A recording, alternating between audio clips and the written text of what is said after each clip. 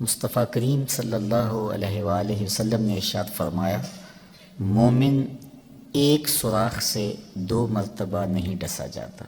چونکہ ہمارا دین بہت خوبصورت دین ہے اور معاملات کو اچھی طرح سے غور و تدبر کے ساتھ سوچنا، ان معاملات کو اچھی طرح ان کی تہہ تک پہنچنا اور پھر اس کے بعد کوئی رائے قائم کرنا، اس رائے کے بعد پھر آپ کا کوئی عمل روح پذیر ہو، تو یہ ایسا کوئی دین نہیں ہے کہ آپ سوچ فہم اور ادراک کو چھٹی دے دیں۔ تو اس لیے سارے امور کے اندر ہمیں معاملہ فہمی کا اور معاملات کی تہہ تک پہنچنے کا، تدبر کرنے کا، غور و فکر کرنے کا، معاملات کی اچھی طرح ٹو لگا لینے کا، اس کے عواقب و نتائج کو مد نظر رکھنے کا، ساری چیزیں ہمیں اس پہ غور کرنا ہوتا ہے اور پھر ہم کوئی فیصلہ کرتے ہیں۔ اور اگر ہم کسی امر میں کسی موقع پر نقصان اٹھاتے ہیں تو پھر دوبارہ ہم اس طرف نہیں جاتے، اس لیے کہ مومن ایک سوراخ سے 2 مرتبہ نہیں ڈسا جاتا۔ تو جس سوراخ سے آپ کو ڈنگ لگا ہے تو دوبارہ آپ کبھی بھی وہاں انگلی نہیں دیں گے، وہاں دوبارہ ہاتھ نہیں ڈالیں گے۔ تو زندگی کے تجربات سے فائدہ حاصل کرنے کی اس حدیث میں تلقین ہے کہ زندگی کے اندر جو مشاہدات آپ کے سامنے آتے ہیں اس سے نگاہیں نہیں چرائی جا سکتی، ان سے نظریں نہیں ہٹائی جا سکتی۔ تو جو آپ کے مشاہدات ہوں، جو آپ کے تجربات ہوں اور جو چیزیں آپ نے دیکھی بالی ہوں اور اس کے نتائج اور عواقب آپ کی نگاہوں میں ہوں تو دوبارہ اس کا آپ ارتکاب نہیں کرتے۔ تو یہی چیز اس حدیث پاک میں بیان فرمائی گئی، اور یہ کوئی بھی عاقل ایسا نہیں کرتا کہ جہاں سے اسے ڈنگ کھانا پڑے دوبارہ وہاں ہاتھ ڈالے۔ تو یہ مومن کا انتہائی محتاط رویہ ہے جس کی نشاندہی کی گئی ہے کہ وہ معاملات کے اندر کس قدر محتاط ہوتا ہے اور اپنے طرز زندگی کو کس قدر منظم اور مرتب رکھتا ہے۔ نبی اکرم صلی اللہ علیہ وآلہ وسلم کا فرمان ہے، یہ مسلم نے کتاب الایمان میں روایت کیا، امام ترمذی نے بھی اس کو روایت کیا حضرت عبداللہ ابن عباس رضی اللہ تعالیٰ عنہ سے۔ حدیث تو طویل ہے۔ ایک وفد حضور کی خدمت میں آیا تھا، تو اس وفد کی اچھی خصلتوں کو دیکھ کر کے حضور نے ان کی تعریف فرمائی تھی۔ کہا کہ اب یہ وفد عبد القیس جو آیا ہے ان کے اندر 2 خصلتیں ہیں جو اللہ اور اس کے رسول کو بہت پسند ہیں۔ 2 خصلتیں اللہ کو بھی پسند ہیں، اس کے رسول کو بھی پسند ہیں۔ وہ 2 خصلتیں کون ہیں؟ الحلم والانات، ایک بردباری اور ایک معاملات کی چھان بین، سمجھداری اور اچھے انداز سے اس کی دیکھ بھال اور سوچ سمجھ اور تدبیر۔ تو کہا یہ وہ جو چیزیں ہیں 2، یہ اللہ کو بھی بڑی محبوب ہیں، اللہ کے رسول کو بھی بہت زیادہ محبوب ہیں۔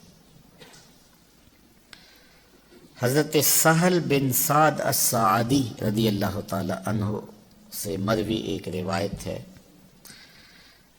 رسول کریم صلی اللہ علیہ وآلہ وسلم نے ارشاد فرمایا کہ معاملے کو سمجھ کے تسلی بخش نتیجے تک پہنچنے کے بعد اس کام کو کرنا، سوچ و بچار کرنا، اس کی تدبیر کرنا، اس کے عواقب و نتائج کو دیکھنا، یہ اللہ کی طرف سے کسی شخص کو عطا ہوتی ہے۔ والعجلۃ من الشیطان، اور جو عجلت ہوتی ہے یہ شیطان کی طرف سے ہوتی ہے۔ حضرت نبی رحمت کا ایک فرمان اور سنیے جو انہی احادیث کی تشریح ہے، جو حضرت انس رضی اللہ تعالی عنہ سے مروی ہے۔ کہتے ہیں کہ ایک شخص حضور کی خدمت میں عرض گزار ہوا، اوصنی، حضور مجھے وصیت کیجئے، مجھے کوئی وصیت کیجئے۔ مختلف اوقات میں مختلف لوگوں نے حضور سے وصیت طلب کی ہے۔ آقا کریم علیہ السلام نے مختلف اوقات کے اندر مختلف لوگوں کو مختلف جواب دیے ہیں۔ کسی نے کہا مجھے وصیت کیجئے تو کہا اوصی کا بتقوی اللہ، میں تمہیں اللہ سے ڈرنے کی تلقین کرتا ہوں۔ کسی نے کہا مجھے وصیت کیجئے تو فرمایا کہ غریبوں کے پاس بیٹھا کرو۔ کسی نے کہا مجھے وصیت کیجئے تو اس کو حضور علیہ السلام نے فرمایا معاملات کے اندر میانہ روی سے چلا کرو۔ مختلف مواقع پہ مختلف لوگوں کے پوچھنے پر جواب مختلف دیے ہیں۔ سوال ایک تھا، جواب مختلف ہوئے۔ سب کا سوال یہ تھا اوصنی، مجھے وصیت کیجئے۔ ہر ایک کو الگ الگ وصیت حضور نے فرمائی ہے۔ اس کی کیا وجہ؟ حکیم حاذق سے جب کوئی علاج پوچھتا ہے تو ہر ایک کو ایک ہی گولی نہیں دیتا، اسے پوچھنے والے کی نبض کا پتہ ہوتا ہے، اس کے چہرے سے پہچان لیتا ہے اس کا مرض کیا ہے، اس کو دارو کون سا دینا ہے۔ تو جس نے بھی وصیت حضور سے پوچھی، نگاہ رسالت مآب نے جان لیا کہ اس کا علاج کس میں ہے، تو وہی علاج تجویز فرمایا۔ تو جو کسی نے سوال کیا اور اس کی جو ضرورت تھی، نبی رحمت صلی اللہ علیہ وآلہ وسلم نے اسی ضرورت کو پیش نظر رکھتے ہوئے اس کو وصیت فرمائی۔ مجھے کوئی وصیت کے بارے پوچھتا ہے تو میں سوچ میں پڑ جاتا ہوں کہ اس کو کیا کہوں،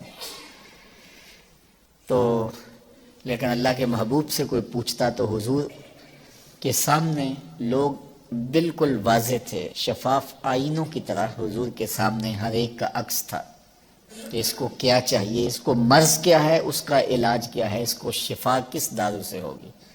تو پھر آقا کریم ایسے ہی اس کو جواب ارشاد کرتے، اللہ اکبر۔ تو اس نے عرض کی یا رسول اللہ صلی اللہ علیہ وسلم مجھے وصیت کیجئے، تو حضور نے ارشاد فرمایا خذ الامر بالتدبیر، معاملے کو غور و فکر کے ساتھ دیکھو، معاملات کی تدبیر کرو، معاملات کی منصوبہ بندی کرو۔ جب کوئی بھی کام کرنا چاہو تو اس کی منصوبہ بندی کرو، پوری طرح سے اس کے عواقب و نتائج دیکھو اور اس کی اچھی تدبیر کرو، اور اگر تم سمجھو کہ اس کا نتیجہ اچھا نہیں ہے اور یہ کام، یہ مشق نتیجہ خیز نہیں ہوگی، تو پھر فرمایا اس کام کے کرنے سے رک جاؤ۔ تو یہ کتنی خوبصورت حضور کی نصیحت تھی، اور ما قبل جتنی حدیثیں 2 یا 3 آپ نے سماعت کی ہیں، ان کی یہ حدیث تشریح ہے کہ حضور نے وصیت کرتے ہوئے فرمایا کہ جب کوئی بھی کام کرنا چاہو، وہ دنیا کا کام ہو یا دیگر کوئی تمہارا امور دین میں سے ایسا کام ہو، غیر منسوس کام، ایک ہوتا ہے منسوس کام، نماز پڑھنا ہے تو اس کے لیے سوچ و بچار تو نہیں کرنی، نماز تو پڑھنی ہے۔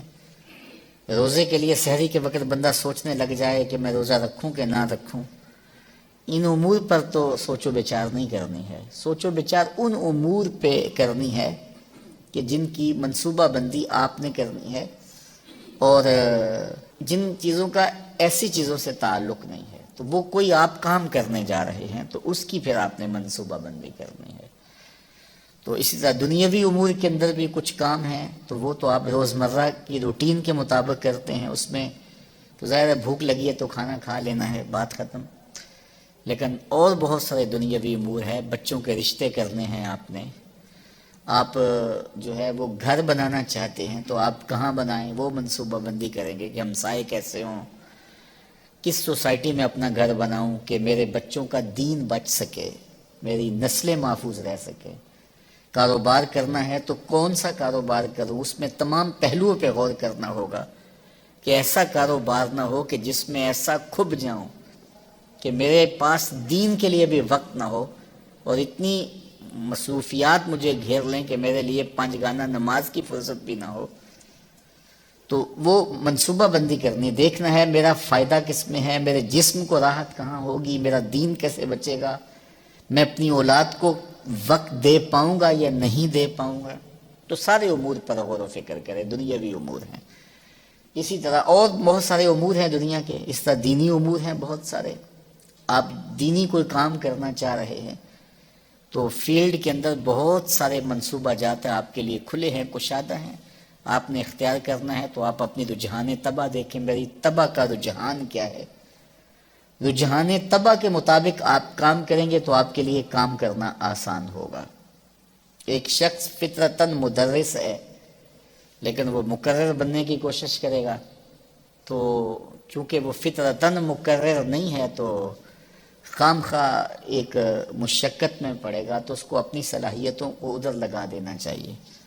ایک شخص کی طبع کے اندر جو ہے وہ تقریری صلاحیتیں ہیں تو وہ محرر بننا چاہتا ہے تو اس کے لیے یہ مشکل ہوگا کہ صلاحیتیں اس کو کسی اور جانب کھینچ رہی ہیں اور وہ اپنے آپ کو کسی اور سمت لے جا رہا ہے.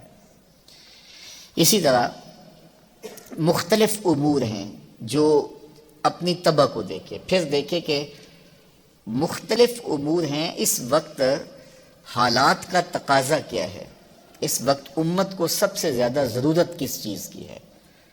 دیکھیے یہ کام بھی دین کا ہے، یہ کام بھی دین کا ہے، یہ کام بھی دین کا ہے. اب ان تینوں میں سے میں کون سا کام آسانی سے کر سکتا ہوں، مجھے پہلے تو اس کی ترجیح اختیار کرنی چاہیے. اس کے بعد ان تین کاموں میں سے اب یہ جو کام میں نے اختیار کیا ہے یا میں تینوں ہی کر سکتا ہوں، تو اس میں سے میں کس کو اختیار کروں؟ تو میں اس کو اختیار کروں گا جس کی امت کو ضرورت زیادہ ہوگی، جس کی قوم کو ضرورت زیادہ ہوگی. اور اسی طرح پھر آگے اس کا جو طریقہ کار ہے وہ کیا ہوگا. تو اس کا کچھ تو حدود اور قیود شریعت اسلامیہ کی جانب سے متعین ہیں، آپ اس سے انحراف نہیں کر پائیں گے، لیکن کچھ چیزوں کے بارے میں آپ کو اختیار دیا گیا ہے، تو اس میں آپ اپنے اختیار کو کیسے استعمال کرتے ہیں یہی آپ کی دانائی ہے، یہی آپ کی حکمت عملی ہے. تو وہی حکمت عملی آپ کی کامیابی کی ضمانت بنتی ہے. اور اسی طرح دیگر امور ہیں زندگی کے، اس میں تو یہ ساری چیزیں یہ دین سے ہیں. ایسا نہیں ہے کہ جدھر میں نے منہ اٹھا لیا ادھر میں چل پڑا، ایسا نہیں ہے، بلکہ مجھے اپنے معاملات کو مکمل تدبیر کے ساتھ، مکمل منصوبہ بندی کے ساتھ اپنے کاموں کا کوئی رخ متعین کرنا ہوگا، کوئی ترجیحات طے کرنی پڑیں گی. پھر ان ترجیحات پر مجھے چلنے کے لیے دیکھنا ہوگا میسر وسائل کیا ہیں اور امت کی ضروریات کیا ہیں، پھر اس کے مطابق میں چلوں گا. اسی طرح گھریلو زندگی کے اندر ہے، اسی طرح آپ کی کاروباری زندگی کے اندر ہے. بہت سارے لوگ ایسے ہوتے ہیں کہ ان کے پاس راس المال بہت تھوڑا ہوتا ہے، اتنا بڑا کاروبار شروع کر لیتے ہیں کہ پھر قرض اٹھانا شروع کر دیتے ہیں اور قرض میں جکڑے جاتے ہیں. تو وہ کہتے ہیں جی میں نے تو جو کاروبار کیا ہے مجھے راس ہی نہیں آیا. میاں تم نے پہلے سوچا سمجھا ہی نہیں ہے. پہلے تم نے دیکھا ہوتا کہ میری چادر کتنی بڑی ہے اور میں نے پاؤں کتنے پھیلانے ہیں. تو نے چادر سے زیادہ پاؤں پھیلا لیے اس لیے تو پریشان ہوا. تو تجھے چاہیے تھا کہ اس چادر کے مطابق پاؤں پھیلاتا. تو جو میسر وسائل ہیں اس کے پاس، تو ان وسائل کے مطابق جو میسر صلاحیتیں ہیں ان صلاحیتوں کے مطابق. تو یہ حکمت دین ہے، اور اللہ کے محبوب علیہ السلام نے ہمیں جو دین دیا ہے تو اس دین میں ہم یہ سب کچھ سیکھنے کو ملتا ہے. عبادات کے مجموعے کا نام ہی دین نہیں ہے کہ سجدہ ایسے کرنا ہے، رکوع ایسے کرنا ہے، قیام ایسے کرنا ہے، بس یہی دین نہیں ہے. باقی ادیان میں تھا کہ کچھ امور تھے، لیکن اسلام مکمل ضابطہ حیات ہے. ماں کی گود سے لے کر پیدا ہونے سے لے کر لحد میں اترنے تک کوئی ایک لمحہ بھی ایسا نہیں ہے جس لمحے میں اسلام ہمیں رہنمائی نہیں دیتا ہے. ایک ایک لمحے میں ہمیں رہنمائی دیتا ہے. تو آقا کریم علیہ السلام سے جب اس نے پوچھا تو ظاہر ہے حضور نے اس کے حال کے مطابق اس کو جواب دیا. دیکھیے حضرت ابوبکر صدیق رضی اللہ تعالیٰ عنہ سارا مال لے آئے نا حضور کی خدمت میں، پیش کر دیا تو حضور نے ان سے وصول کر لیا. پوچھا ما اب کہتا لہلے کا یا ابا بکر، ابو بکر گھر والوں کے لیے کیا چھوڑا ہے؟ تو انہوں نے کہا اب کہت لہم اللہ و رسولہ، میں نے گھر والوں کے لیے اللہ اس کے رسول کی محبت چھوڑی ہے، محبت دے کے آیا ہوں، میرے لیے اللہ اس کا رسول ہی کافی ہے. تو حضور نے ان کا مال وصول کر لیا. اور ایک اور صاحب آئے ایک دوسرے موقع پر اور انہوں نے سارا مال پیش کرنا چاہا تو حضور نے فرمایا کہ نہیں، اپنے اہل خانہ کے لیے بھی تو کچھ رکھو نا، ان کو کنگال نہ کرو۔ اس سے سارا نہیں لیا، ان سے سارا لے لیا، چونکہ حضور دونوں کے احوال باطن کو جانتے تھے اور ہر شخص کی کیفیت سے حضور اچھی طرح واقف تھے اور ان کی ضروریات کو بھی جانتے تھے۔ اس لیے اللہ کے محبوب علیہ السلام نے دونوں لوگ ایک ہی عمل کر رہے ہیں لیکن ایک سے حضور قبول کر رہے ہیں، دوسرے سے قبول نہیں کر رہے۔ تو یہ ساری چیزیں ہیں، یہ حکمت ہے، یہ دانائی ہے، اور نبی کا منصب ہی یہ ہے، یعلمہم الکتاب والحکمہ ویزکیہم۔ نبی حکمت اور کتاب سکھاتا ہے اور پھر تزکیہ باطن کرتا ہے، تو یہ نبی کے منصب میں سے ہے۔ تو اس نے کہا حضور مجھے وصیت کیجئے، تو فرمایا کہ جب تم کوئی کام کرنا چاہو تو اس کی باقاعدہ منصوبہ بندی کرو۔